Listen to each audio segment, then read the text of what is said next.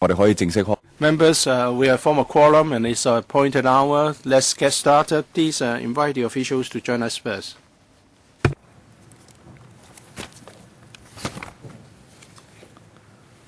咁啊，好簡單簡介一下啦。咁而上次members, at the last meeting, we issued some letters and published a notice to invite the public to express views on this bill. But so far, only one organization has said that they would submit a written submission, but we haven't received that. So we cannot wait any longer. So in respect of the issues raised at the last meeting, we have written to the government, and they have given us a reply. It's CB2 323/15 to 16 bracket 02. Members, please note that.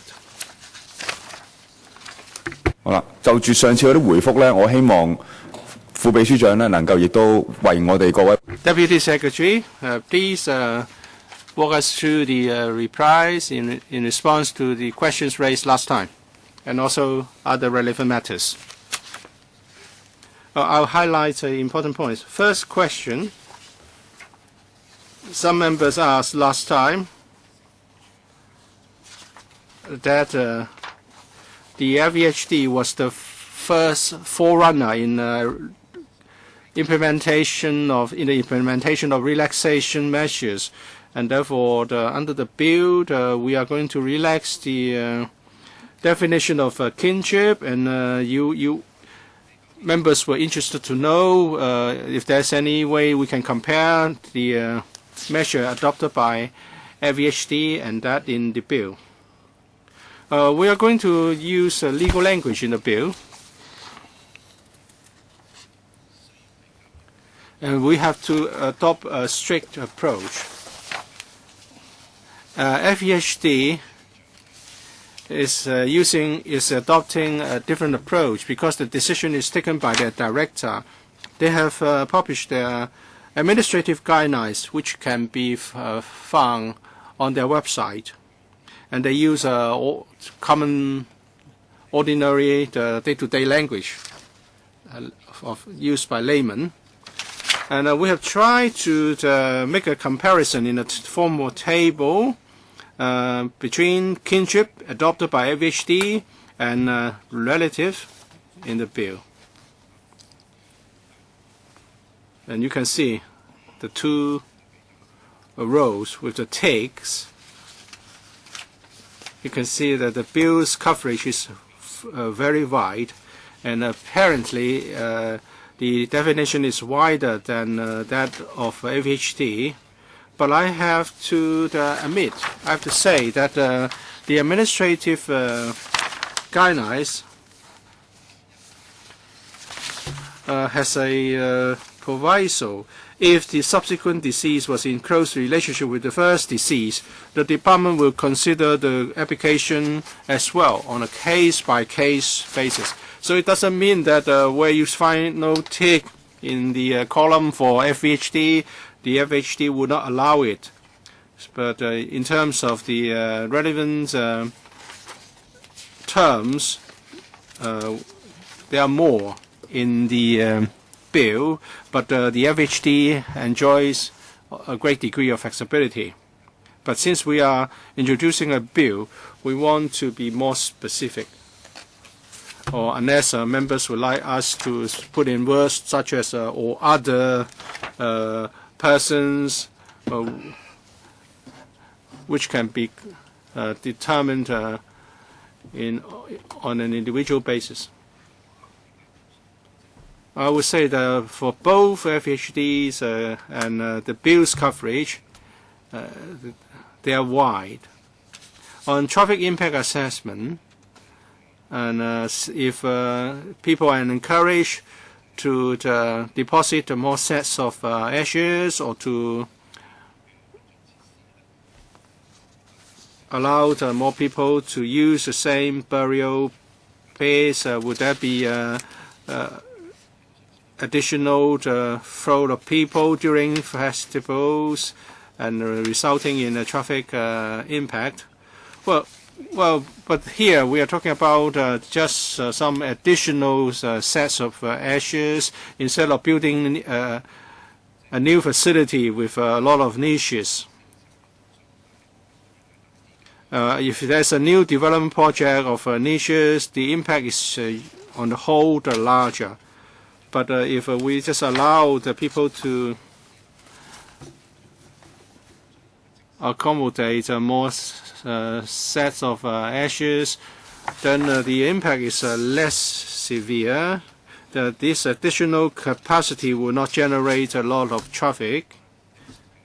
But for new projects, then in accordance with the established practice, we would carry out the TIA and local consultation as well.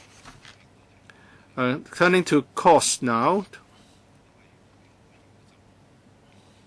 the BMCPC. Sorry, let me talk about 1C first. In relation to exhumations, and if the family fails to act in good time, the BMCPC will do it, and then a charge will be made. The fee charge will cover a few things. First of all, if the BMCPC has to do the exhumation on behalf of the family, then there's a charge of $3,000 for exhumation according to the schedule. And then, if the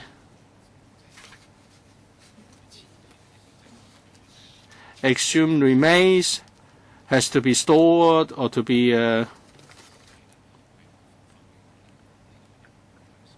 cremated, then there are fees charged by FHD, and 2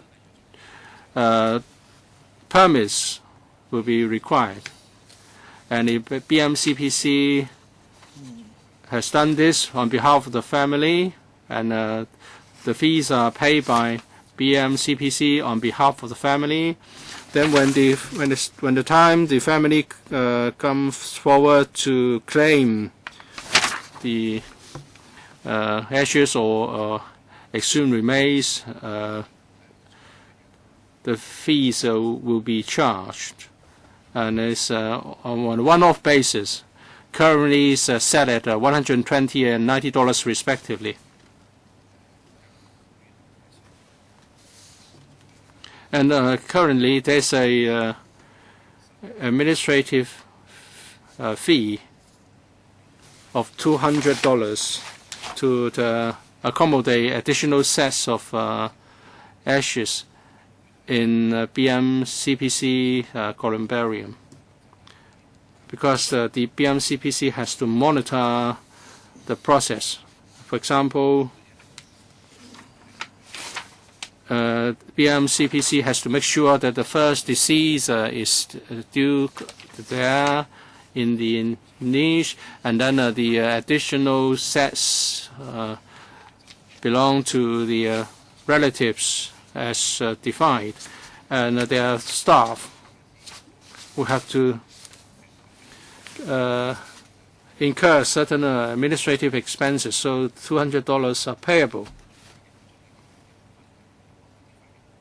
And of course, the family may have to shoulder some costs on their own. Last time, there were questions of whether the fee can be reduced in order to encourage the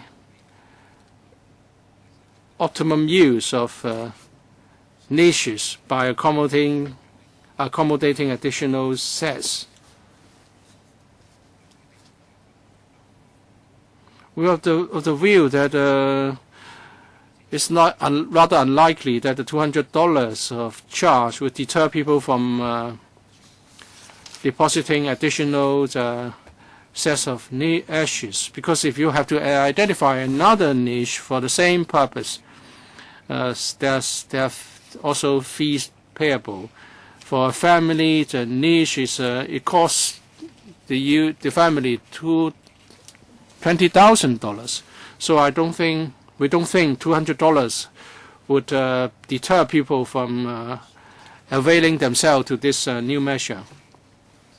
On the other hand, if this bill is when this bill is passed, we should publicize the message that people can make use of existing niches of their families to deposit additional sets of ashes because of the cap will be removed. I think perhaps we should cooperate with the FEHD in publicizing the message so that people understand how to do it. And therefore, this would encourage families of the deceased to make the best use of their niches. Then turning to the difference in fees charged by the two organizations. As we explained last time, one of the principles that we need to follow is the costs incurred by the BMCBC, and then there's the cost recovery approach, which has been adopted for a long time. And it's also charged in accordance with the fee schedules in the subsidiary legislation.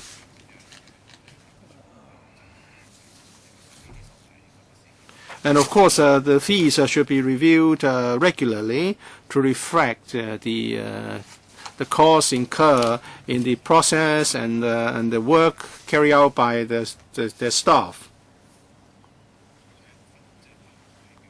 But this would be a separate exercise.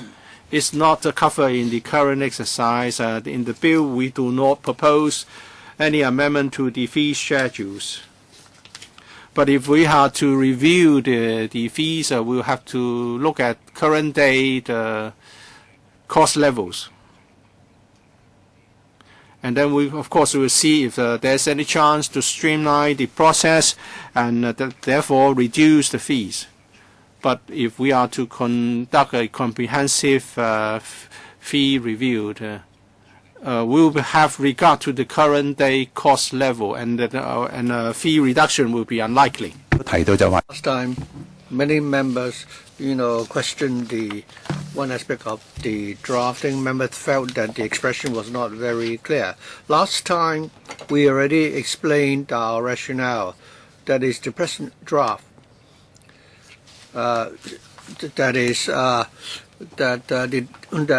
Donation should be made to the persons of the Chinese race in Hong Kong. We now propose to amend it to for the community of Hong Kong or a particular sector of the community, which may actually not cover the entire community, but only particular sectors. So whether it's for the overall interest of the community or particular sectors of the community which have the needs, all these communities and sectors will be eligible to receive donation from the BMCPC. So it's only a question of drafting, and we've already talked to our colleagues in the DFJ to see whether or not we could further clarify the text. But I think we may only be able to give you the amendment at a later stage. I think we have all received the responses from the administration. It is now time for members to ask questions. For the time being, only Mr. Wong Kok Heng has indicated he would like to speak, Chen Chi-chin and Mr. Chen Ka-lok, so we have 3 members. Initially I proposed 5 minutes, but I think we have sufficient time, so 5 minutes for the first round for the time being. Mr. Wong Kok Heng, thank you. First of all, I welcome the response from the administration. That is, they will scrap the ceiling for the maximum number of sets of ashes that could be placed in niche. Regarding the traffic impact, one concern is that on Collinson Road and the link road between the Chinese Permanent Secretary and the Catholic Cemetery, that particular section of the road is not yet open to the public. So when grave sweepers visit the graves during the two major festivals, they're not able to drive to the cemeteries.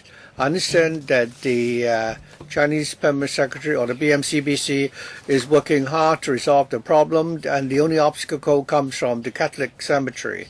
I'd like to ask the administration what is the latest progress. And before the Qingming Festival of next year, can you reopen that particular link road? Deputy Secretary. Thank you, Chairman, and thank you, Member, for the question. As Mr. Wong Kok Heng said, regarding how we may reopen this link road, we have been engaged in active negotiation with the Catholic Cemetery.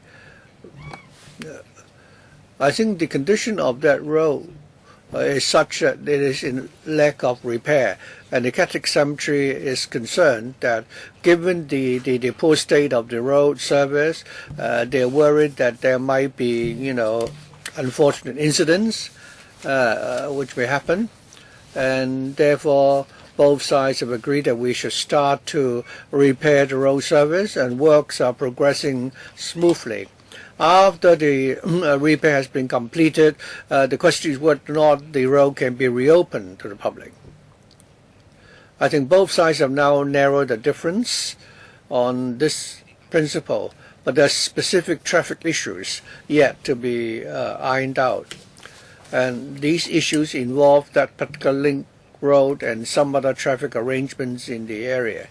If one particular road is closed off, for other roads there might be single lane traffic, and others may require dual lane traffic. So if this link road were reopened, the question is how does the traffic arrangement for this road be aligned with the arrangements for the roads in the vicinity. I think the priority is that we should maintain traffic safety and ensure that there would be a smooth traffic flow. We hope that we'll be able to arrive at a consensus soon so that the road could be reopened and the necessary transport arrangements be put in place. But today, I cannot give you an undertaking that this could be done before Qingming next year. But I think both sides are already aware of the issues that need to be addressed. And we know that this requires a professional judgment, and both sides are now actively working on this. The government said that there's now progress, and you have now arrived at a consensus that this link road will be reopened. Mr. Wong Kok Heng, I hope we will try our best to stick with the agenda today. I think if the BMCBC were to increase the number of niches in the Chinese Permanent Cemeteries, this would have an impact. Yes, I hope that members, we can, make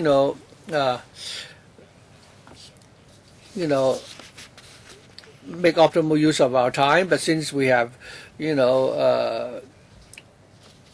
sufficient time, I'll allow more members more time to speak. Yeah, I think I can say this again. The road, which is now closed at the moment, can be reopened after it has been repaired. But if it were to be reopened, it would mean that you have additional traffic.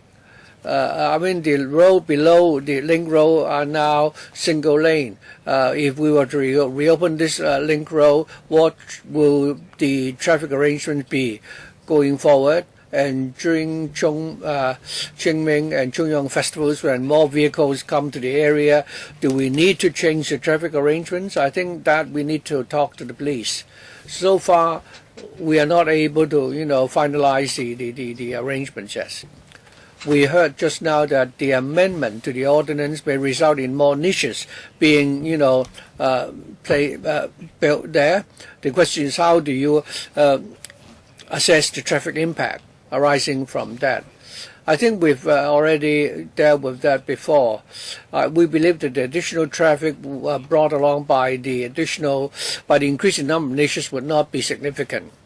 Today you're referring to the Chaiwan Cemetery, where there are already many graves and niches, and the new phase of niches will be completed by the end of the year, and they will be sold. We're now talking about providing one additional block of niches. We've already conducted the TIA and consulted the community, and the police has also come up with the necessary traffic arrangements. So just because we're relaxing this ordinance and provide for additional niches, it will not really add to any additional loading on the roads. I must put on record that even though the department is telling us that the impact is minimal, but I don't think we should be so short-sighted. Furthermore, along the relevant section of the road, the FEHD will be building a new columbarium, providing an additional 20,000 odd niches. It's a public road, along which side there will be 20,000 odd additional urns, and the problem at the Chinese Permanent Secretary has yet to be resolved.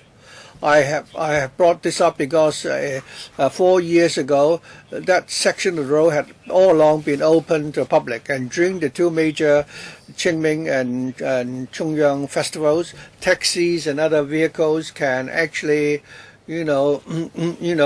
use that road as a circular route. Many senior citizens and the handicapped and those who are wheelchair bound can take a taxi there or take other forms of transport and arrive directly at the columbarium. Over the last few years, after the road has been closed, the senior citizens and the handicapped now find it so difficult because they have to walk almost 2 kilometers to walk to the columbarium, including those who are crippled and handicapped, and that's the problem now. And that's why when the BMC is now proposing the amendment to the ordinance, I must solemnly follow up on this. Today, the administration is telling us that the principle is that after the road at the Catholic Cemetery has been repaired, it will be reopened. While I welcome the news, but I would also like to urge the HAB and the BMCPC to deal with the question of reopening that road after its repair is completed with the TD. I think the target should be the Qingming Festival of next year. Thank you. I think your view has been clearly heard. Mr. Chen Chi-Chin. I also like to go back to the question about the definition of relatives. I'd like to thank the administration for providing a table for comparison. In the bill, the definition of relative, especially I think the definition of ancestor is now broader than the FXD's definition. But regarding descendants, I think that your definition is still not very clear, and that is why the FEHD has added if the subsequent deceased was in close relationship with the first deceased, the department will also consider the application. Well, I hope the department the Bureau will also consider adopting this form of drafting, because of course I cannot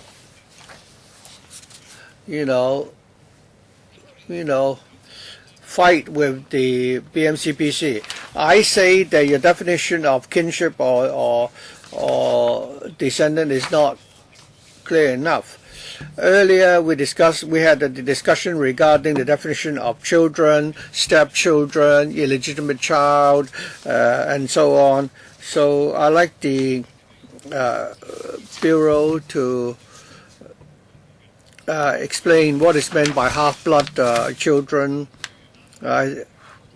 my immediate reaction is that if I divorce my wife and my relationship with the child he born with his former husband would be severed. Is that the case?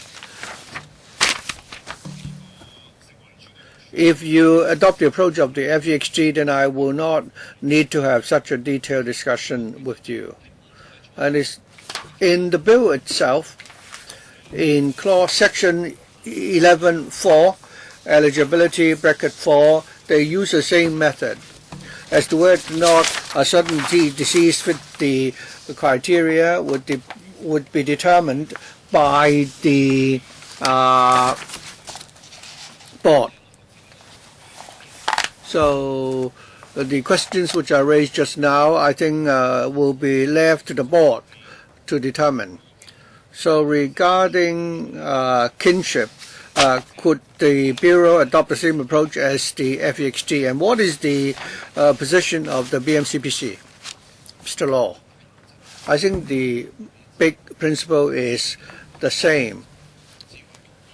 We try to be as lenient as possible. As to how the provision should be drafted so that we can tie in with the enforcement of the law, I just pointed out that members were comparing our definition with the FEXG. I explained that the FEXG can rely on administrative orders, but when it comes to legal language, because perhaps I can ask DFJ to explain their consideration from the drafting perspective. Thank you, Chairman, and thank you, Mr. Chen.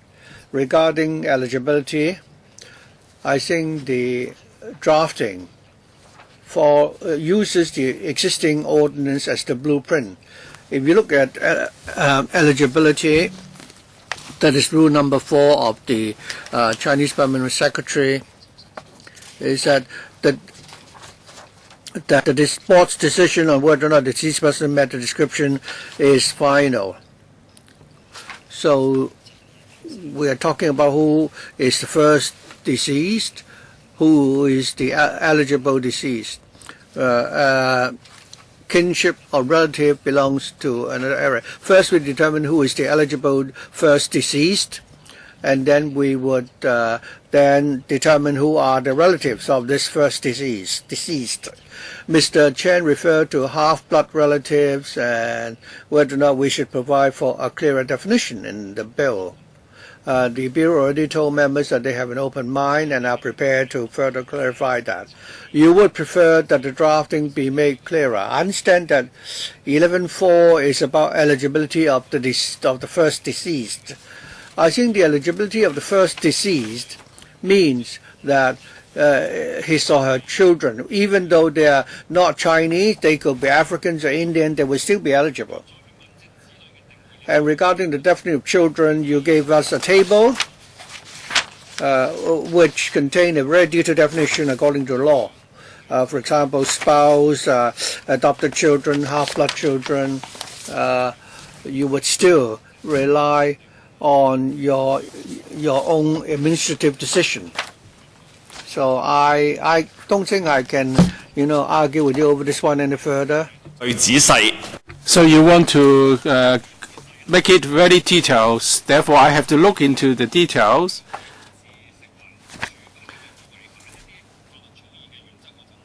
What I suggest violate any law drafting principles? I don't know for the moment. I will try to find out. Dr. Kenneth Chen, I thank the Bureau for responding to our previous questions. Mention was made about traffic impact, and some members have expressed concerns and share his observations. So the discussion should go on.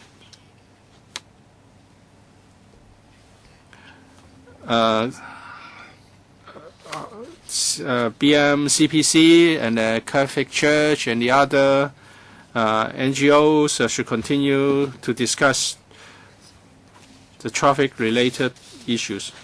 Last time we had a discussion on the definition of ashes. Under the existing law, the definition is a very straightforward one, and I'm referring to 10, bracket 10.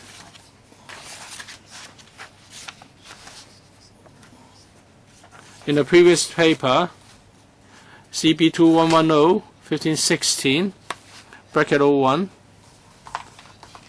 the government states that turning ashes into the composite material, synthetic material,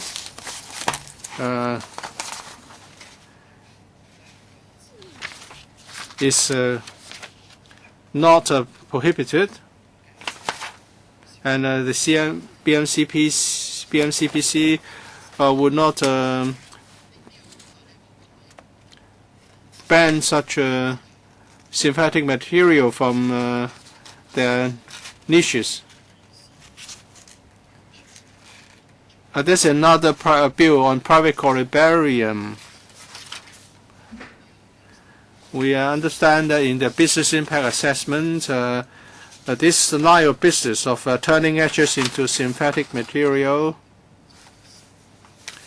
may be resorted to circumvent the regulation of private columbarium. So we're concerned that on the one hand,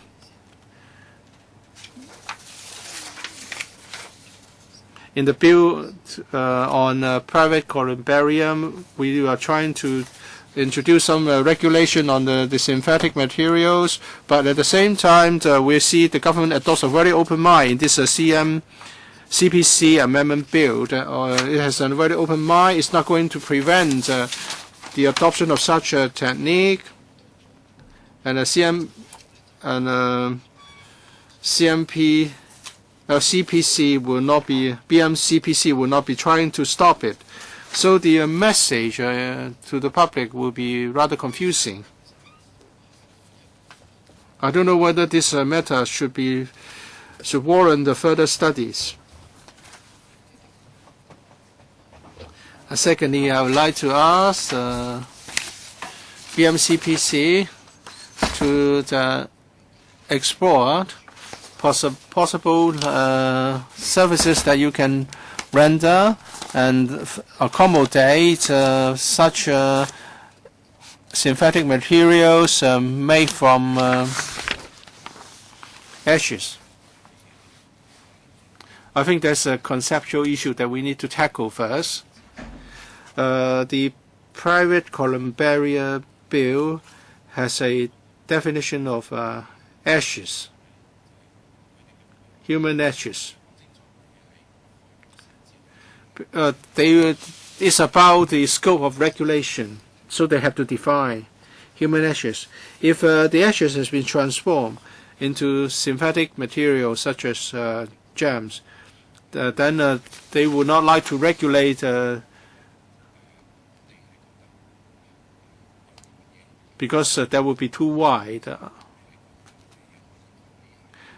As for ashes, in the current context, that is what kind of ashes would be allowed to be accommodated in CPC's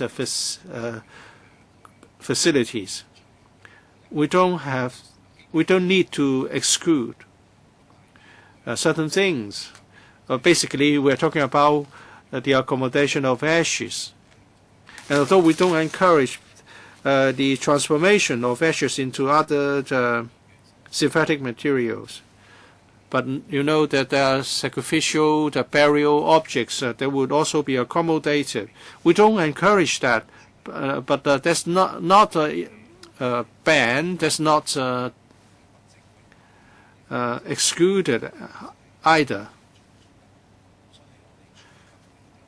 So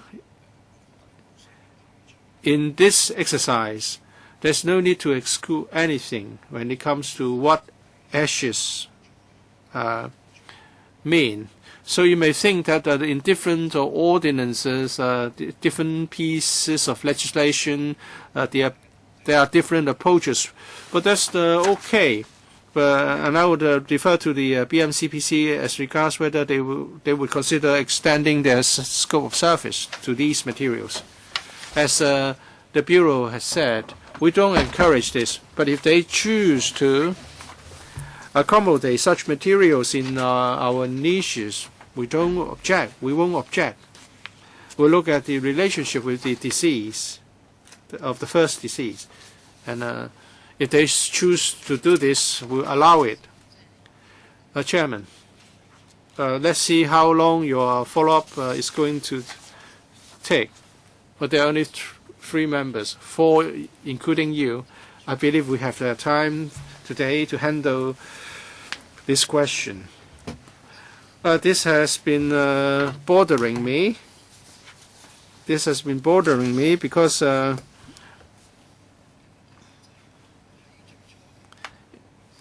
first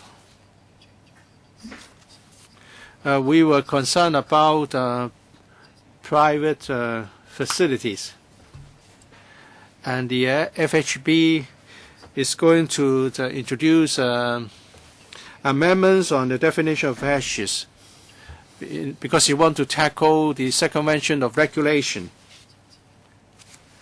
And NESCO has a duty to point out the problems. The public may not be able to segregate the 2 systems so clearly. So please don't say that it's not relevant here. I hope the Bureau would send out a clear message to the public in handling this bill. And that is under dispute and under the private column barrier bill, we're talking about 2 different things. Well, people will ask if it's not discouraged, it's not prohibited, then why don't you allow them to do it in the other bill? The government should conduct proper publicity and public education exercises to tell the public that there are 2 pieces of legislation, both dealing with the accommodation of ashes. On the one side, you don't allow certain things to be done. On the other, you don't encourage it, but you don't prohibit it. This must form an important consideration. Don't just say that they are different and separate. You should make sure that the public understand this, especially the operator of private facilities, columbarium, would invoke this bill that we are considering to raise objections against certain provisions in the other bill. Thank you for your comments. We will coordinate with the Food and Health Bureau on how best we can make sure the message sent to the public will be clear. All right, thank you. Questions? Further questions? If not, then we can start the cross-by-cross examination. Any comments? All right. Let's ask the administration to walk us through the amendments. I'll invite my colleague from the DOJ to do this. First, the bill itself. Long title. A bill to amend the Chinese Permanent Cemetery Ordinance and the Chinese Permanent Cemetery Rules to broaden the scope of eligible deceased persons to be interred, buried, or deposited in a cemetery specified in the first schedule to the rules, to allow the burials of human ashes in an exhumable lot, to provide the power to cremate unclaimed human remains, to amend the purposes and powers of the Board of Management of the Chinese Permanent Cemeteries, to provide for related matters, and to make technical amendments. That's the long title. Members, if there's no question, I'll continue. Any question from members? Okay. Part 1, preliminary, short title and commencement. The ordinance will come into effect on a date to be appointed by Secretary for Home Affairs by notice published in the Gazette. Part 2, amendment to Chinese Permanent Cemeteries Ordinance, and 2, the Chinese Permanent Cemetery Ordinance is amended as set out in sections 3 to 8. 3, long title amended. the long title after Hong Kong and their relatives. It's a clarification. Section 4, preamble amended. Please pause. Please pause after each clause, and you may continue if there's no question from members. Clause 3, 4. Preamble amended.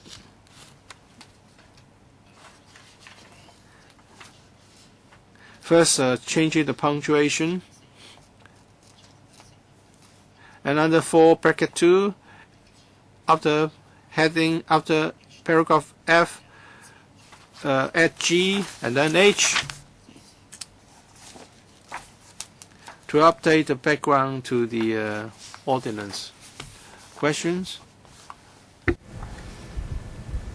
土地作為緊張。OK， 繼續。係啦。Please continue. 5, clause 5, section 2 amended is interpretation. And for Chinese permanent cemetery, repeal or burial ground to achieve consistency. Bracket 2, change of a punctuation. Bracket 3, a new definition on relative. And a relative has a meaning given by Rule 3 of the Chinese Permanent Cemetery Rules. Next, please continue. 6, clause 6, section 6 amended, and that is purposes of the board amended. Repealed the reference to Chinese race.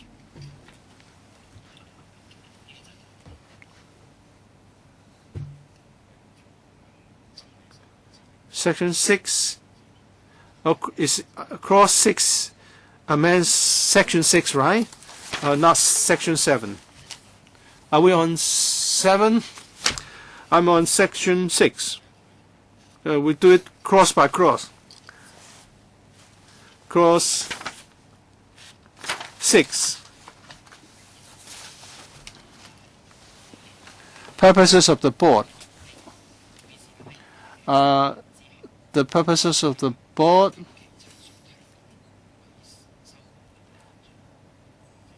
after the word Chinese race, we had and their relatives. Yeah. After Hong Kong, we had and the relatives. Clause 7. Again, powers of the board on donation. We are doing the cross-by-cross examination. In the opening remark, you say you are going to do something. You are going to consider doing this, introducing some amendments. Perhaps we should defer this. If we want to use layman language, we will not mention Chinese race anymore.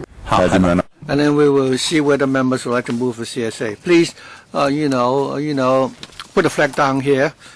Please take this out for the time being and give us the proposal at the next meeting. We will first explain the method that we should adopt. Persons of a Chinese race will be deleted, and we will substitute it by the community of Hong Kong or a particular sector of that community. So I think roughly that will be the meaning, the interest of the community of Hong Kong or a particular sector of that community. So you need to be careful because I have yet to receive your final proposed amendments, or it's difficult for us to make a judgment at this stage. Okay? Let's move on to Section 8. Section 8, amended power of the board to make rules. This is because we've amended the terminology, and therefore in the ordinance we have to amend the wording in rules. First of all, the first one is about fees. basically talking about, graves. Now that we have a new definition, we need to amend this. And the fees to be charged include fees for not just a grave space, but also an urn lot or a niche. And 2, subsection 2, again, add urn lots and niches, after spaces. And 3, subsection 3, repeal the word and. Subsection 4, to add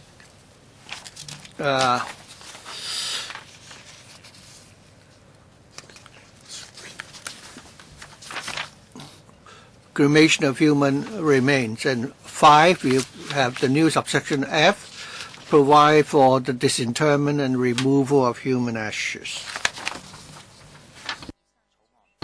So that's section 8 of the bill. Any questions? If not, let's move on. We now come to part 3, amendments to Chinese Permanent Cemeteries rules.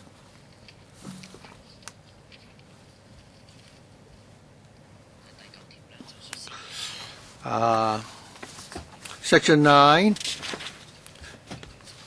Chinese Permanent Cemeteries rules amended, and that is sections 10 to 33. Any questions? Section 10, amendment to the interpretation. Subsection 1, amend the definition of board. So this is only an amendment to the text. That is, the Chinese Permanent Chinese Permanent Cemetery is now substituted by Rule 3 or Section 3. Could you go through the whole of Section 10 before we have a discussion? Subsection 2, amendment to the definition of cemetery. In the original ordinance, we talk about any cemetery, columbarium, or subsection 3, definition of exhumable lot. Again, we have streamlined the drafting, and so we are cross-referencing section 13, which refers to exhumable lots. 4, repealing the definition of family niche and going back to the new 24A or 21A, beg your pardon, 21A. Subsection 5, amendment to the definition of human remains, repeal,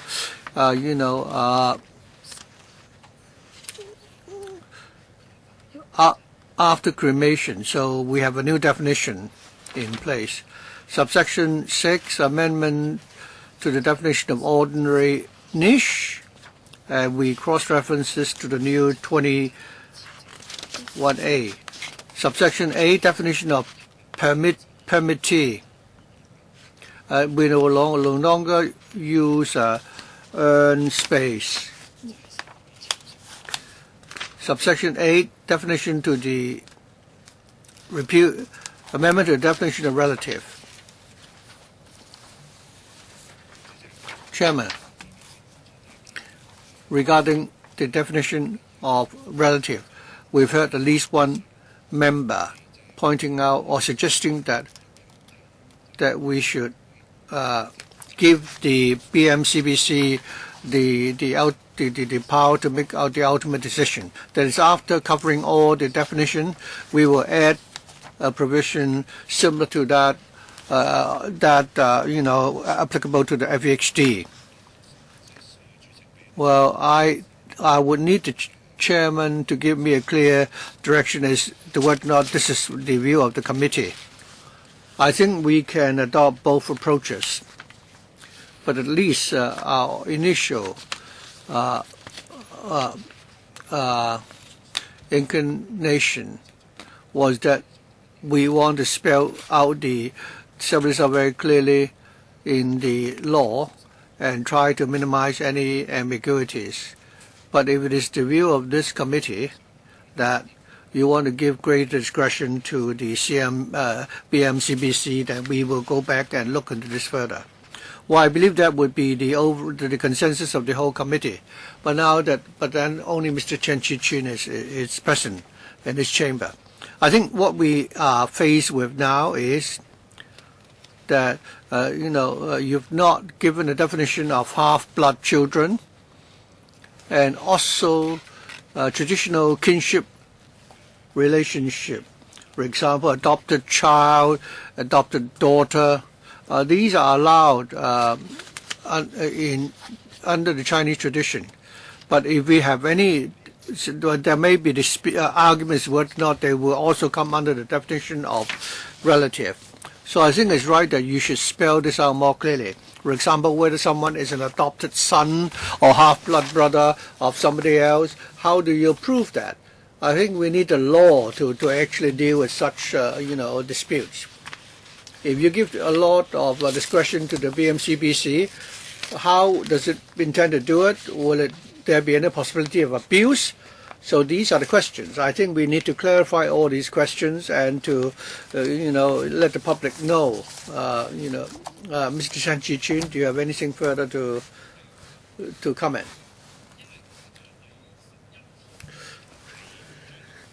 According to Section 11, you are now, giving the BMCBC the power to determine the eligibility of the deceased. Since we cannot exhaust those rather complicated kinship relationships, and therefore you're proposing to adopt the approach of the FEHD. Director, you said that you hope that they will further clarify the text. Chairman, there's one point I'd like to raise. Hopefully that can help members understand. I think I've already explained this once before at the last meeting. In our proposed amendment, you will notice that after the amendment, if we're talking about the urns or the niches, they have nothing to do with the definition of relative. Adding human ashes to an urn or niche is premised on two conditions. Number two, first of all, you pay a fee, and secondly, the first deceased is still in the urn. So long as the permittee is willing to add additional human ashes to that urn, and the first deceased is still there, and the fee has been paid, then it will be allowed. So there is. So whether or not the second deceased is an adopted child or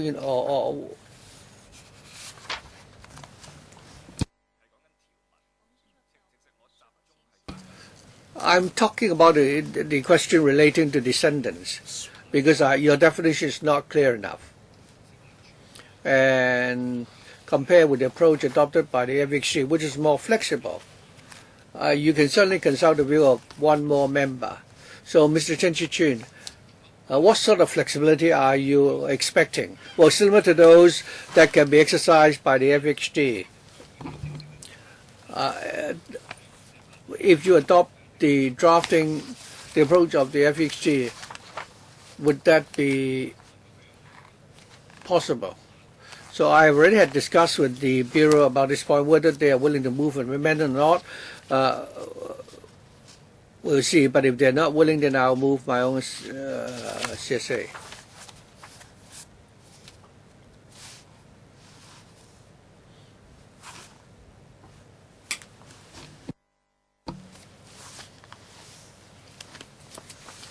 So any response to Mr. Chen Chi-Chin's question, that is whether or not you would follow the approach of the FHD, and would that, put any pressure on your side, or are there still any points which are not clear? Well, I think we need to go back and discuss this further. So Mr. Chen is willing to accept that you give us a reply at the next meeting. Let's first give us a written response.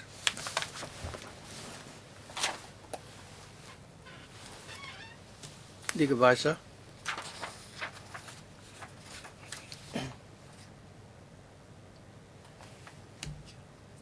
According to the Chinese Permanent Secretary rules, there is a definition of permanently residing in Hong Kong, and I don't think you have amended that definition. I think members should note that under the existing definition, reference is made to the immigration ordinance, that is, a person who continuously resides in Hong Kong for no less than 7 years, or people who are allowed to stay in Hong Kong without any conditions of stay. According to the existing immigration ordinance, Schedule 1, the definition of permanent residents of Hong Kong, there are 6 categories which would fit under the definition. We've asked the government the question, that is, what about people who are born after they have become permanent the parents have stayed in Hong Kong, or so whether or not these permanent residents are also included, and the government has replied saying that these persons are also included. But the present draft highlight the number of years of residence. So I'd like to ask whether members would want the administration to follow up on the present proposed draft. Permanent Secretary. Why don't I defer to the DFJ to explain the rationale as to why we have decided not to amend this further. And then we will welcome views from members and your legal advisor as to whether we need any further clarification. Let's hear your explanation first. Regarding the definition of permanent residence, there is a detailed definition in the immigration ordinance. It refers to permanent residents of Hong Kong, but in the rules, the concept does not refer to the permanent residents of Hong Kong. As your legal advisor has pointed out, we are talking about people who are permanently residing in Hong Kong. So that concept, according to the rules, what does it mean? In other words, permanently residing in Hong Kong. The two concepts do not entirely overlap, and that is why we have the present draft. If you look at the definition of permanent residents of Hong Kong, and you simply borrow that definition and put it into the context here, that may not be suitable. We believe that, maintaining the existing draft is reasonable. Why is it not entirely suitable? So what's the difference between permanent residence and a person permanently resident in Hong Kong? Well, it's about time. I think, yes, Mr. Chen is right. It's the time of residence.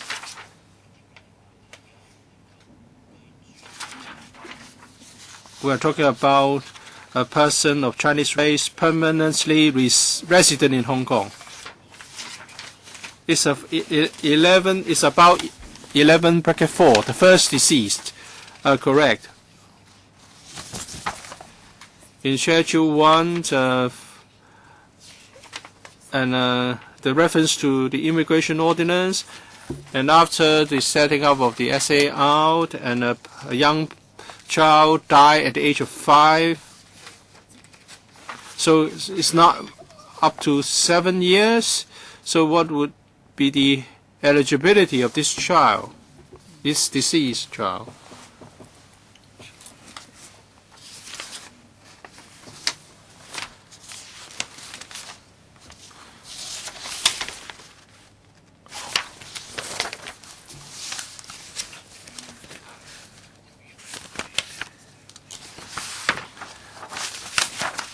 Chairman, so this part will not be amended. I will ask BMCPC representative to say something about the current practice. Ms. Low? Thank you. If there's a case involving a 5-year-old child and the application is to accommodate his ashes, then we have to get information about his parents. Is his father permanently resident in China, in Hong Kong, and of Chinese race? And if his father fulfills the conditions, the 5-year-old deceased will be eligible. But he's not a Chinese national born in Hong Kong before and after the establishment of the SRG. He has not resided for 7 years. But the father may not have resided in Hong Kong for 7 years. But he was born in Hong Kong. The father was born in Hong Kong. Please explain.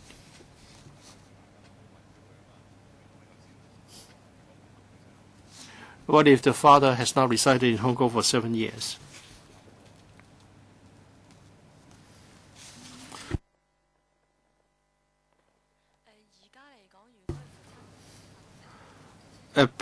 At present, if the father does not fulfill the 2 criteria, then that deceased child will not be eligible.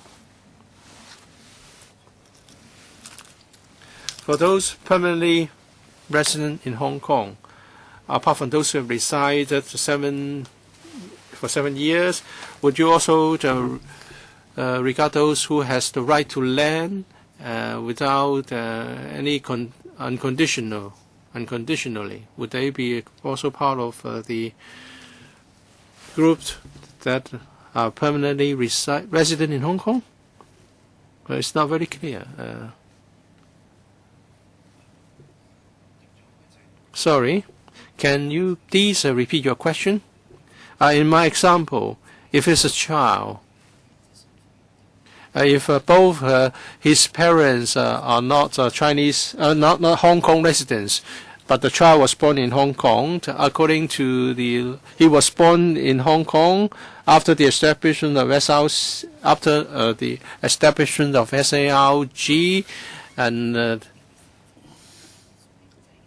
and then he is a permanent resident.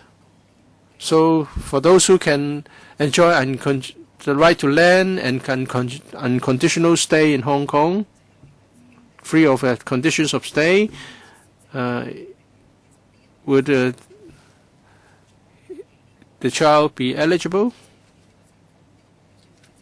This is a question that requires clarification.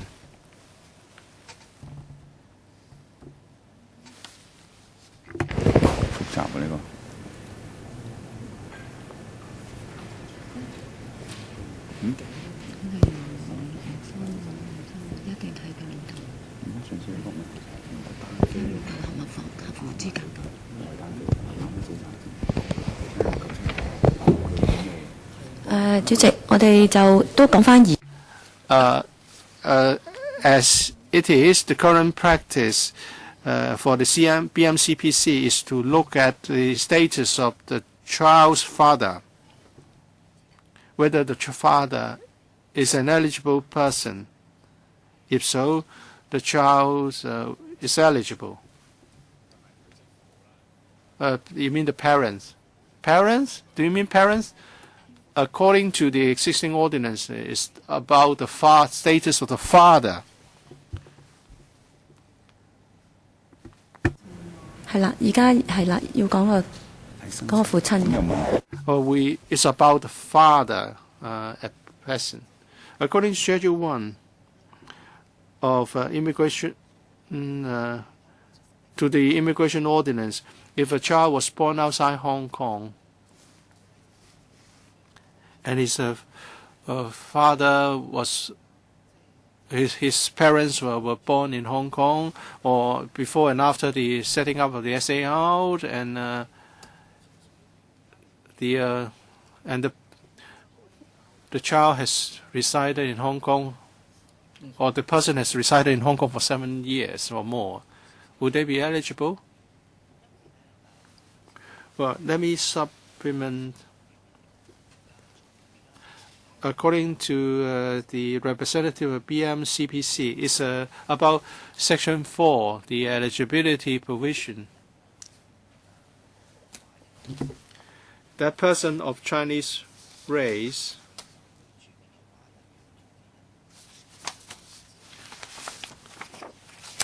is about the exclusion of people who are not of Chinese race and are not permanently resident in Hong Kong.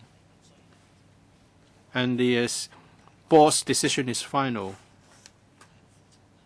That's why the BMCPC representative is saying that it would look at the applicant, the father.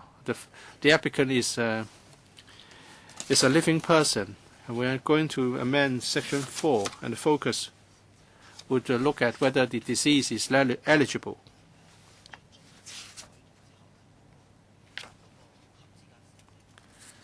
And therefore, the scope will be wider. The scope of the eligible deceased will be wider. In the past, you look at the applicant and find out whether he's eligible. If you look at just 4G, I don't see that the mother is not eligible. So under A, you assume that it's a man, therefore it's the father. But if you just read the provision, you cannot really see that. Mr. Chan, you are saying that you are reading the newly added provisions, but I was talking about the original provision. That is the wife and children of a man of Chinese race. So unless a person is of Chinese race and is permanently resident in Hong Kong,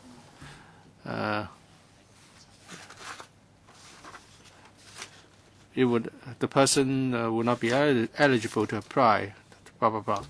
So you look at the father, the applicant. It's a question of power. Although you say the definition will be widened, we are actually talking about whether it's reasonable. We are asking whether a deceased child will be eligible or not to be accepted by BMCPC. Let's look at clause 4. The new section 4, bracket 2. Please, pause.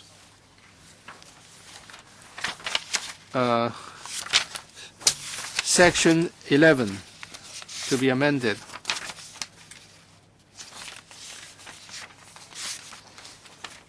It's very confusing.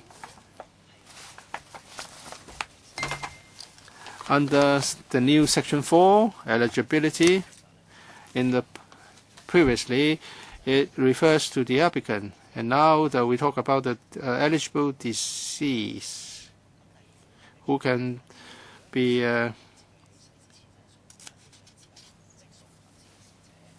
that is the first. An eligible deceased is a deceased person who immediately before the person's death was a person of Chinese race permanently resident in Hong Kong. And then we refer to Rule 3, interpretation. Permanently resident in Hong Kong means that in relation to immigration ordinance, a person who has resided in Hong Kong for not less than 7 years or has a right to land and to remain free of conditions of stay in Hong Kong. So in the example quoted by the legal advisor, after the amendments are made, that particular deceased person will be eligible. But before the amendment, they will have to follow the existing practice and the existing ordinance.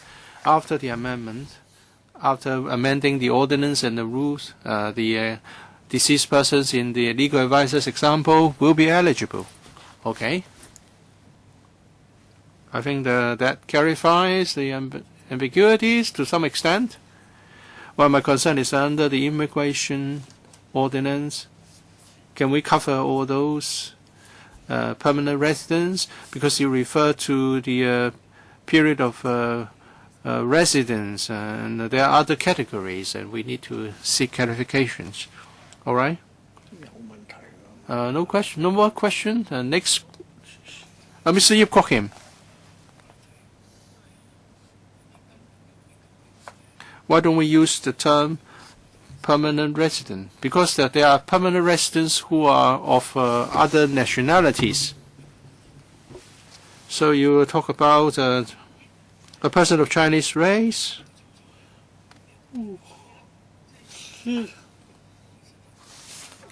So please clarify this. And then of course, the non-Hong Kong Chinese residents are of Chinese race. They are parents to a child born in Hong Kong. But you know that there are foreign nationals who are people of other races who were born in Hong Kong. Deputy Secretary, for the question of Chinese race has been discussed in this bills by the BMCPC. I won't go into the historical details, but the board, this BMCPC, was set up because in the early days there was no cemetery for permanent burial in Hong Kong, and therefore some social personalities sought to have permanent cemeteries for Chinese. For the after the relaxation, even after the relaxations, the first deceased must be of Chinese race.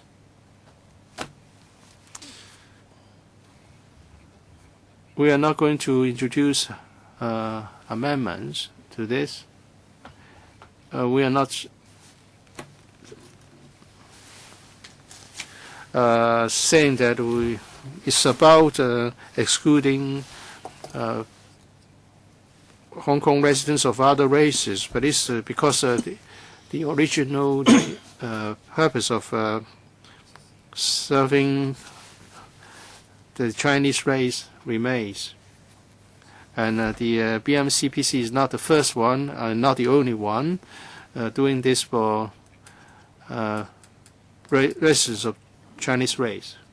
And we have reviewed the situation. We don't see any problem with discrimination. I understand the background to the setting up of the BMCPC. But if you look at 4, you refer to a person of Chinese race permanently resident in Hong Kong. You can say it's a permanent resident of Chinese race instead of a person of Chinese race permanently resident in Hong Kong. You may wish to refer to a permanent resident of Hong Kong who is of Chinese race. We are not doubting or casting doubt on the objective of setting up BMCPC. What's the difference of the two versions there?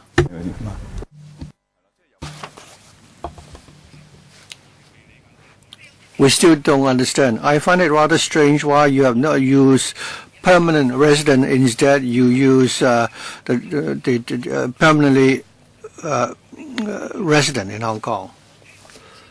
Having heard our discussion just now, I think using permanent resident would already suffice. Why do you instead choose to use permanently resident in Hong Kong? Can you explain the difference? Otherwise, I think you should change it back to permanent resident. What's the difference between the three terminologies? Who are the people who will be ruled out? I'll ask the DFJ to explain. I'll give a preliminary answer. Permanently resident means the duration of stay. It's about duration of stay. So, do you have any case law to help us understand that someone is permanently resident in Hong Kong but not a permanent resident? I mean, he could be a permanent resident living in Canada. Is that what you mean? And then he can come back to Hong Kong. Is that what you mean? Now, if he a Canadian, he doesn't have the right of abode in Hong Kong. When he returns to Hong Kong, there is the question of his being able to stay in Hong Kong. He could be extradited. No. We do have our permanent residents who are born in Hong Kong. If someone were born in Hong Kong, he already enjoys the status of a permanent resident of Hong Kong, but then he has also emigrated to Canada and become a Canadian citizen. Are you trying to rule out this category of persons? People who are Hong Kong permanent residents who are now residing in Canada. Does it mean that they will not be eligible? According to your present draft, you are ruling out this category of person. And I think this is something that we can discuss suddenly, because there are actual, cases of this kind. Mr. Lok. I'd like to thank members for the question. This question involves a rather technical point. But my preliminary answer is that permanently residing is a more lenient definition than permanent resident. As some members point out, you have someone whose parents are Hong Kong residents. He has emigrated to Canada. He may not be a permanent resident in Hong Kong, but he has the right to land in Hong Kong without any conditions of stay. According to this rather lenient drafting, it's possible that he may be included. If we use permanent resident instead, he will be ruled out. So what do you mean by permanently resident? If someone has lived in Hong Kong for 3 years, would he qualify, or does he have to stay for 7 years? Wait, I think we have to wait until Mr. Chung, Christopher Chung has asked this question. We'll ask Mr. Luke to answer the question first. Permanent resident is the words used in the definition. In rule number 3, it talks about not only permanently resident in Hong Kong, but also the right to land and to remain free of condition of stay in Hong Kong. Mr. Chung. I agree with the proposed approach. When you have a new immigrant, before he becomes a permanent resident, because he will need to stay in Hong Kong for 7 years. If he died in the 6th year, but he has been permanently residing in Hong Kong, and he comes to Hong Kong with a one-way permit, he cannot leave Hong Kong. But then if the requirement is he must be a permanent resident, then he will not qualify. Using the existing definition in the bill, obviously the person is permanently staying in Hong Kong, although he has not yet become a permanent resident, he should still be eligible, right? And secondly, Mr. Yip said someone might have emigrated and become a Canadian citizen. He's getting old. He wants to come back to Hong Kong. He doesn't want to give up his Canadian citizenship. He doesn't want to revert back to the Chinese nationality. But he's lived in Hong Kong for so long. He's bought his property, which means that for many years, not return to Canada. If he passes away, it can still be claimed that he is permanently residing in Hong Kong, although he has not changed his citizenship. And I think we can allow him to use the facility. Thirdly, Mr. Yip said what if someone has emigrated? Are we ruling out these people who still has the Hong Kong identity card and is staying in Canada? Does it mean that we'll rule them out? If the eligibility criteria is that the person must have the ID of a permanent resident. That person might still qualify, and I think that is more lenient. And I'm inclined to agree with the administration. Thank you, and thank you, Mr. Chung. I think Mr. Chung, well, we also agree with Mr. Chung that the present draft is more lenient for the deceased. Legal advisor. Regarding the right of residence, regarding the BMCBC rules and the definition of permanently resident in Hong Kong, and the people has the right to land and stay without to remain free of conditions of stay. How does it tie in with 2A? Does it relate to someone who enjoys the right of stay? He said, and this means someone who has the right to land and to remain free of conditions of stay in Hong Kong. He cannot be served an order of extradition. Before the BMCBC rules were amended, that is, a person cannot be served with an order for extradition and so on. That's not included. So my question is whether or not the right of residence includes these two points. Apparently, the present draft does not totally cover them. Legal advisor. Which section of the immigration ordinance is the legal advisor referring to? Section 2A, 2 capital A.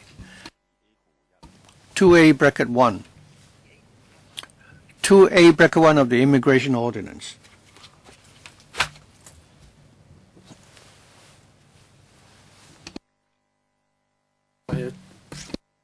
You don't have a copy of the immigration ordinance? We'll give you a copy. I'm sorry. We'll lend you a copy.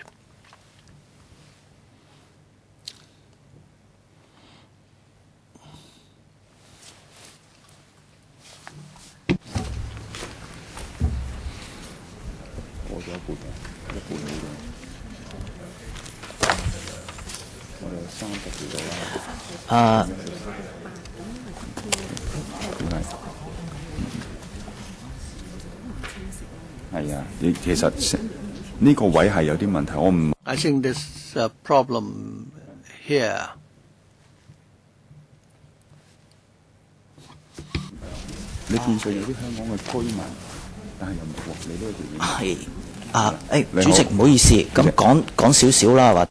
I'm sorry, Mr. Chairman. Let me respond to the question raised by your legal advisor. We are grateful to your legal advisor for showing us 2A of the immigration ordinance. According to the rule, we use the term permanently resident in Hong Kong. I think the definition is broader in scope than permanent resident of Hong Kong. The legal advisor's question was in relation to 2A, which is about permanent residents of Hong Kong who enjoys the right to stay. And I don't see how 2A would interfere with the operations of the existing provision. I've already said that permanently resident in Hong Kong is broader in scope than permanent resident.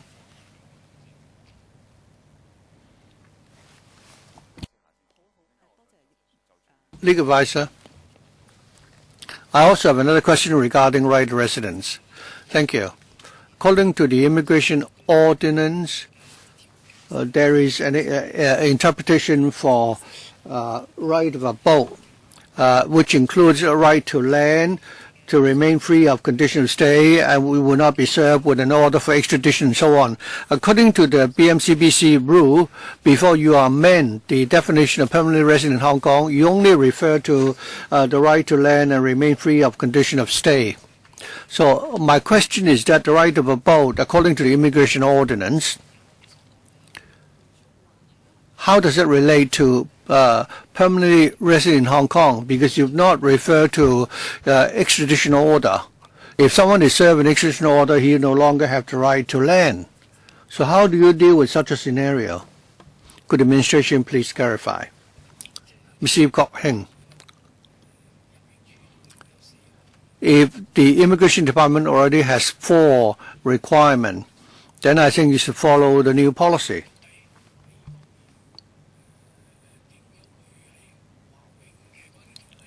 And how do you reflect that in the rules of the BMCPC?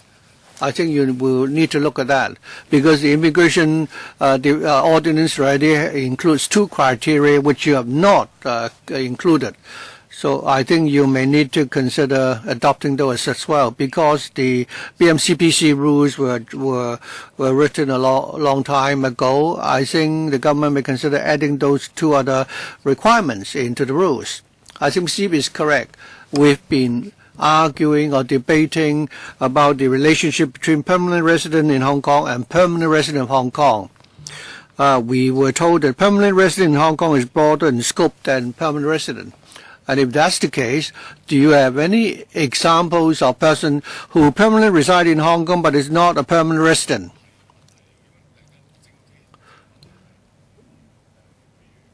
Say, for example, my parents are Hong Kong residents. I was born in Hong Kong, but as I said, I emigrated to Canada immediately after I was born. I haven't stayed in Hong Kong for 7 years. I've been living in, say, another country. Can I come back and apply for a place in the CPC? According to your provision, he has not stayed in Hong Kong for 7 years yet, but he has a right to land and to remain free of condition of stay in Hong Kong.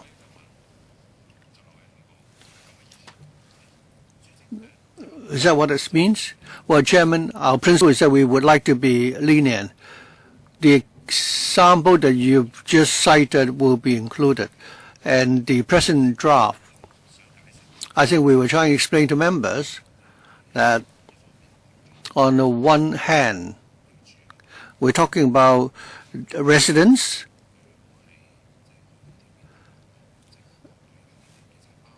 and also whether someone has the right to stay free of conditions of stay, to remain. So members have pointed out that this rule was drafted a long time ago, and now under the immigration ordinance there are some specific requirements which are not reflected in the text of the bill. Well, if the principle is that these are the people who can land and remain free of conditions, say in Hong Kong, then we would also include them as well. As to whether or not we need to align the bill with the immigration ordinance, we are not saying that definitely this cannot be done. Well,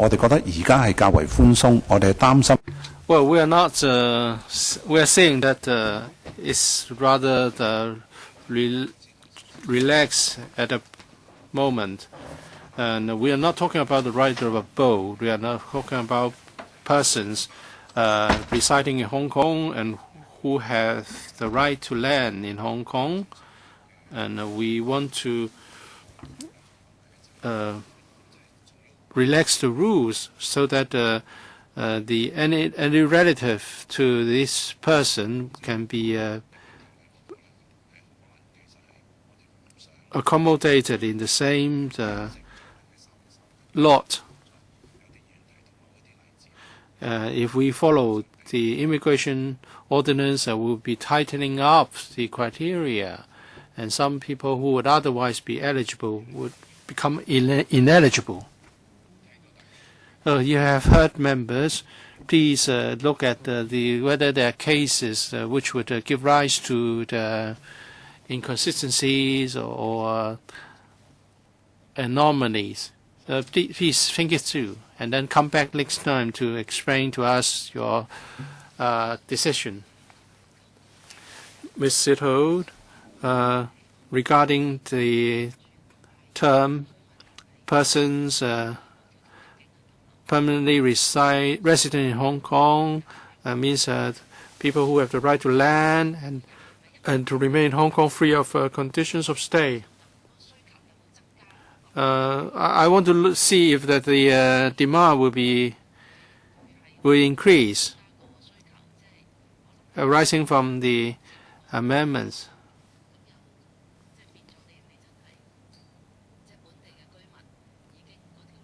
You know, the queue of local people is already very long, and now you want them to be able to share a niche and a relative. Administration? Well, when we talk about relative, it's in the context of accommodating additional sets of ashes. And if the definition is relaxed, would that mean more people would be eligible and queue up for the limited supply? Well, if you send that niche, then it's up to the family, the permit holder.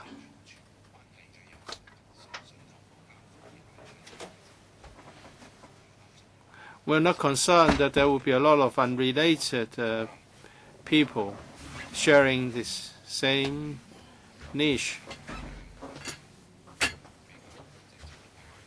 If they have a close relationship and they want to be housed in the same niche after death, but then if that's the wish, we may wish to respect that, and at the same time that there's no increase in the competition for niches. So we are just glad to see such sharing happen. Well, we are discussing the eligibility of the first deceased here.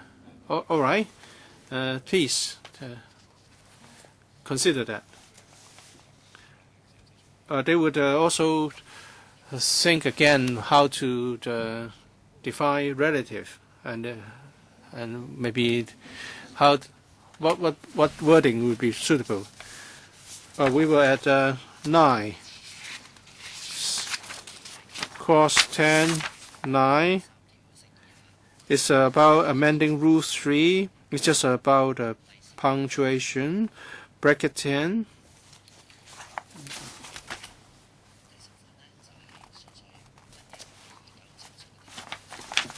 Since we have a definition of relative, we would repeal the definition of close relative.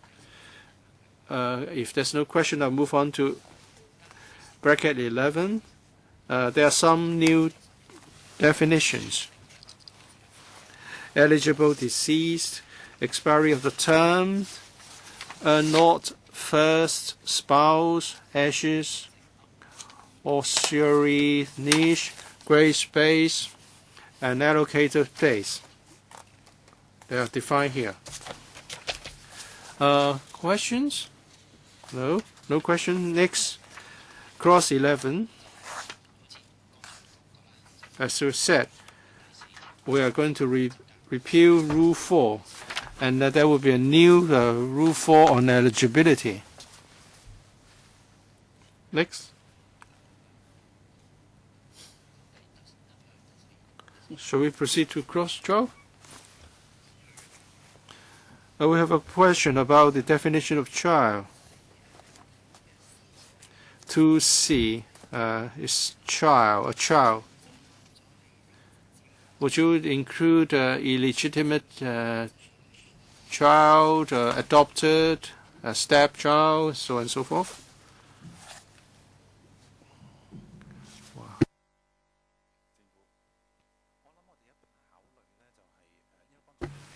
Administration? Well, we were talking about giving the power to make the final decision to the board. But there are two possibilities. One is to come up with an exhaustive as possible a list, and then secondly, we want to be we want to adopt a relaxed attitude, and we can give the power to the board. So there are two possibilities. We will consider which one should be adopted. But then yes, that's the other possibility of defining a child as to include a stepchild, and so on and so forth. Dr. Helena Wong, I think our legal advisor has made a very good point, because in other laws, illegitimate children enjoy the same right as those born out of wedlock, and you also allow gypsy or concubine. You should not leave it to the board. Otherwise, it is not consistent among different laws. We agree that these children should be covered. But in the previous discussion, members asked whether it would be better to have a comprehensive list or to give the power of final decision to the board. And we promised to look into that, to see how the drafting should be done. I'm against giving the final power to a designated person. But if he's a person of, is a very stubborn person, adhering to old thinking, it will not be good. So instead, you shouldn't give the power to an individual. It will give rise to a lot of uncertainties. Give us a comprehensive list, as comprehensive as you can, and then give the power to that individual to deal with gray areas. Thank you. Yes, so there are different views from members. We will consider how best to give effect to this. You want to be as relaxed as possible, and then give the power to the board. And then the other suggestion is to give us a comprehensive list. For example, there's no controversy concerning illegitimate children, but what about other people, sworn brothers, and so on and so forth, and which may not be a statutory relationship? Oh yes, when I married my wife, she already had a children from a previous marriage. So if that's the case, you just spell it out, Miss Sito. In this day and age, even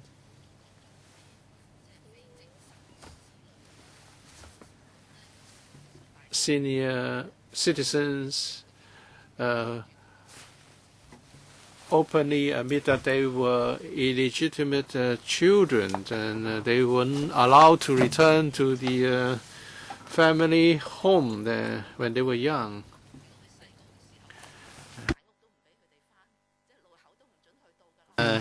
Well, they were not allowed even to go to the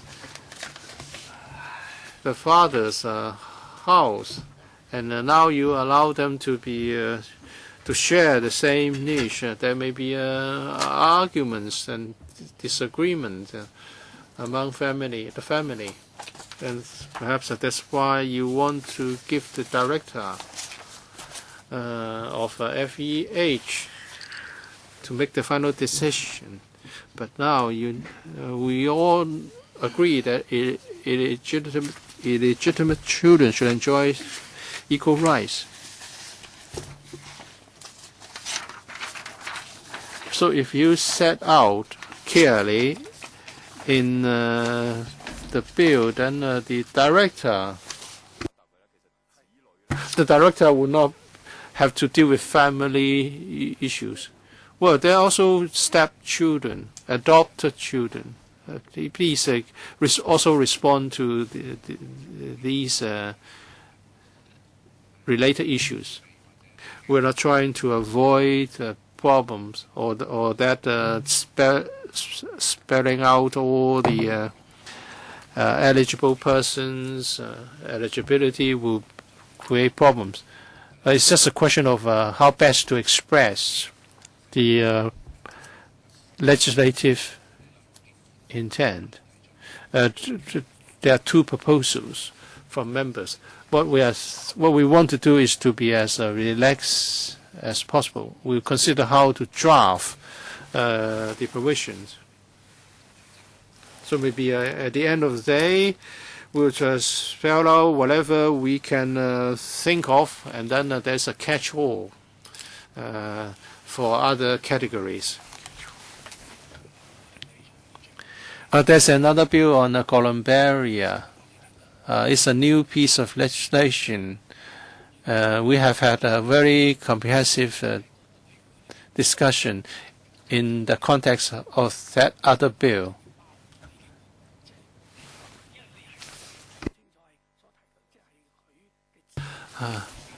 Well, I think we believe the reference to a child already includes other categories of child. Because if you want to go for a comprehensive list, you end up with some omissions.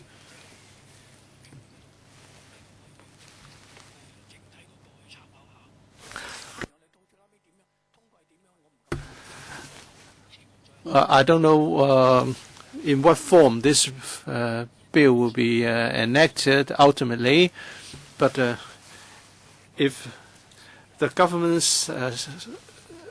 expresses clearly that it's already included, then I think it's good enough. Because once you want to include more details, there are more that might have to be included. I don't think in both bills committees no member is saying that illegitimate children should not be covered.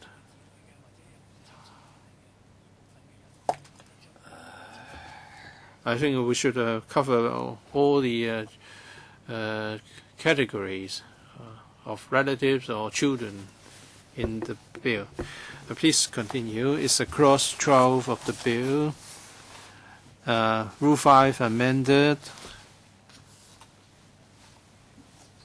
There are textual amendments. Bracket 1. Changing the heading in Chinese 存房 to 安房, meaning deposit. Questions? Move on, please. Bracket 2. Changing the word from shall to may.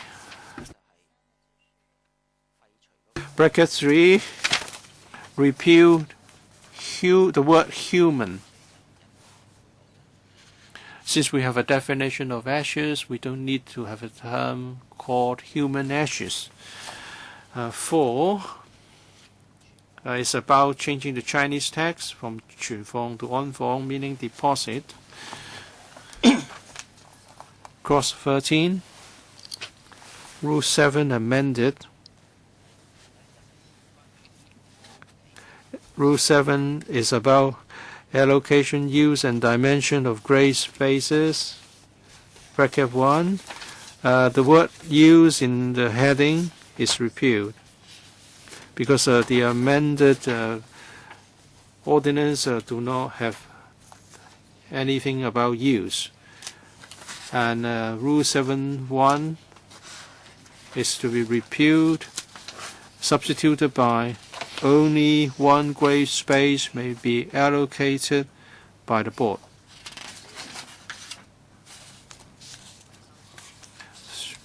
Continue, please. Bracket 3. 墳墓用地嗰個面 We just clearly define the size of the grave. Sorry, we have a new dimension for the area. We don't follow the previous dimension. I'm sorry. Okay, let him finish first, Ms. Ho. So there's a gap of 30 millimeters, so it's 300. So there must be at least 300 millimeters. Why do you need a gap of 300 mm?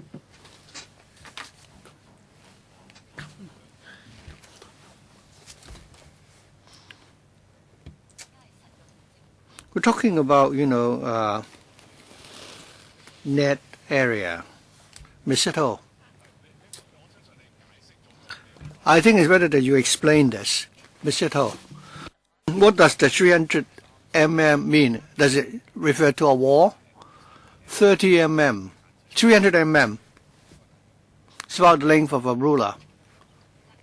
Permanent Secretary, regarding the dimension. Previously, we referred to the gross floor area, but now we talk about the net area where the human ashes are laid. So the 300 mm refers to the gap or space in between two graves. I think what Ms. Sitho is asking is that originally you did not provide for this. Is there a particular reason why you've added that there must be a gap of 300 mm? I understand that if the rationale is that you don't want changes to one grave area to affect the other. No, there's no change really. Right now, the net floor area refers to the coffin. But in between there is 300 mm a gap. Chairman, the width is 900 mm or 90 cm. Have you noticed that the coffins, some of the coffins may be much larger than the prescribed dimension here? So you have to, for one people not to buy exceptionally large coffins. And you need a gap in between too. So does it mean that these graves are in the form of a terrace and therefore, but you've not amended the requirement in terms of the 900 mm length? As far as the length is concerned, coffins normally would not be as long as 900 mm, even if we do not make any provision here. There will already be some earth separating two graves. My figure is 1,920 mm, so 2,400 mm. Would that be able to accommodate my carcass? Yes.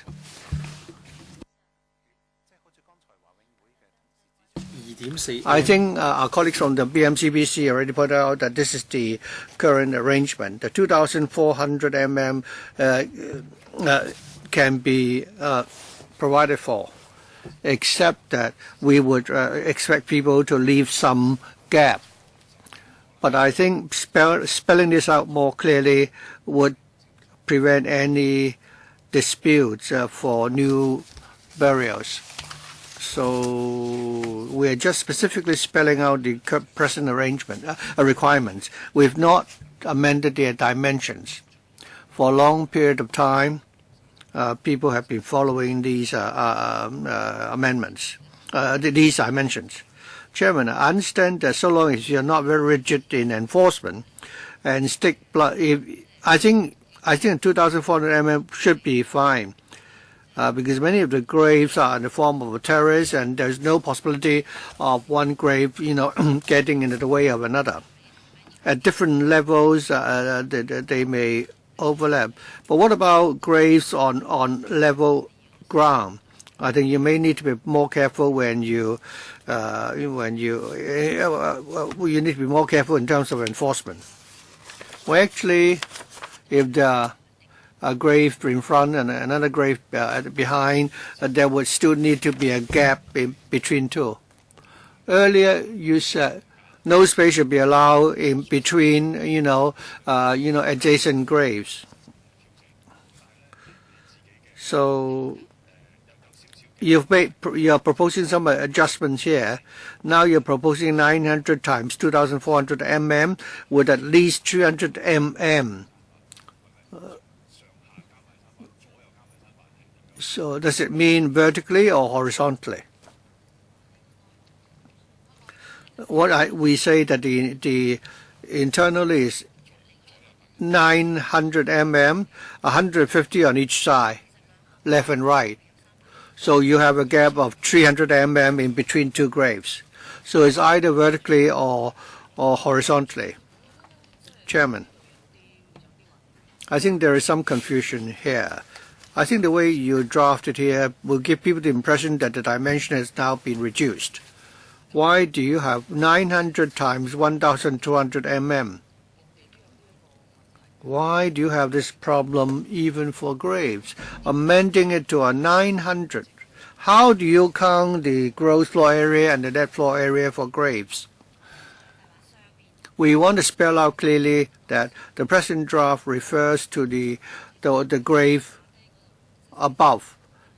And what you find below is the internal area of the graves, the space where the coffin is placed. We will still retain the dimension above, right? The one above still applies. You add the two together, 150, then you still get a gap of 900. Why then do you use the word substitute? So the gross floor area on top and the actual net area where the coffin is accommodated is also there. So there's no substitution. Can you say that they follow your proposed dimension below, and on top you're making a relaxation? You now have two rules governing what is above and what is below. Administration. I think members look at the provision. There is no distinction between what is above or below. It's like buying a plot of land, and even if you were to build a basement, you will still fall within the boundary of the lot. We are now saying that the extent to which the boundary within which you can build, and also in between graves, there needs to be this gap. So we are now clearly spelling out what is the present arrangement. This is not a new condition. To make an analogy, even if you have a plot of land, you cannot build to the extent that the building will actually touch the margin of the plot. Chairman, I think this is still very confusing. If tell us the size of the space where the coffin is to be accommodated, that is, with the space underground. But now, with this substitution, you do not have the boundary for the graves on the ground level. And then people may actually, place the coffins, in any way they like, or even plant a tree next to it, and there might be disputes. Okay, I think both sides will need to pause for a moment. We only have 5 minutes left. I hope the administration will answer this question, and then we can wrap up and continue with our discussion at the next meeting. I hope we'll let Ms. Ho will have a chance to ask a question before we adjourn. If we have not explained ourselves clearly enough, we apologize. If one looks at the text again, it doesn't refer to any area under the ground. We're not talking about above or below ground. We are talking about the dimension for the grave. But the actual grave, so-called what is underneath the grave, we are referring to the coffin, or the space where the coffin is placed. And the dimension normally would not exceed 900 times 2,400 mm, whereas the structural part of the grave on the ground level should fall within the same dimension. So if people follow these requirements, there will be sufficient space in between two graves. When we refer to what is above and below ground and it caused members to misunderstand, we're sorry. But to clarify again, you have a plot of land which is a grave with this dimension, whether it's above ground or below ground, or how you plan to build a grave at the ground level or put up decoration, it will still fall within the required dimension. I'm sorry, you don't have time. I think the coffin is placed underground. After the grave is filled, people will build a platform or a tablet. Without 1,200 and 2,400 mm specification, how large can the grave be? Scrapping 1,200 and 2,400 mm also means that it must not exceed what that is below ground. I'm sorry, members. Members already asked their questions. We don't really have much time left, so I hope you can go back and consider Ms. Helena Wong, Dr. Helena Wong's question again, and give us an answer at the next meeting. Dr. Kenneth Chen. May I propose that we organize a visit, and perhaps the administration will give us some photographs. So if they could provide us with sufficient information, I don't think we need a site visit. So I sweep the graves of my ancestors every year, so I know this. Chairman, I'd like to know who will be actually governed by this bill. I mean, and what happens if there is non-compliance? Please give an answer. Well, the administration has heard requests from members for further information. I hope members will note that we are now adjourning, and we will continue with our clause by clause at the next meeting. The meeting with the next committee is originally scheduled for the 11th of December at 10:45. We expect that the electoral sitting on the 9th of December will be rather long, and we may therefore need to find an alternative slot. We'll check with the Secretary. It might be possible that we would advance our meeting or postpone it. So please note this, and we will inform you in due course where the exact date of the meeting. So if there's no further questions, we're now adjourned. Thank you.